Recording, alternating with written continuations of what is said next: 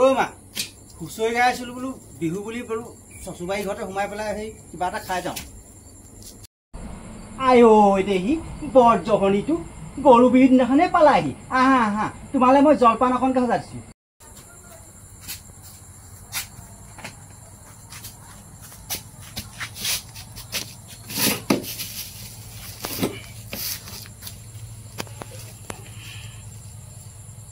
অ' মা এই বোলো 10 বছৰমান হ'ল ঘৰটো বনামকে ভাবি আছোঁ, বনাবই পৰা নাই নহয়।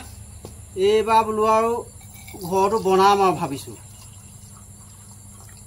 সেই আগতে হাজিৰা কৰি থাকোঁ, সেই পাওঁনো কেই টকা, সেই আলতীতে পালতীতে যায়গৈ। এইবাৰ বোলো ভাল কাম এটা পাইছোঁ, তাকে বোলো হেৰি এইবাৰ বনাম আৰু এইবাৰ খাটাং বনামেই আৰু।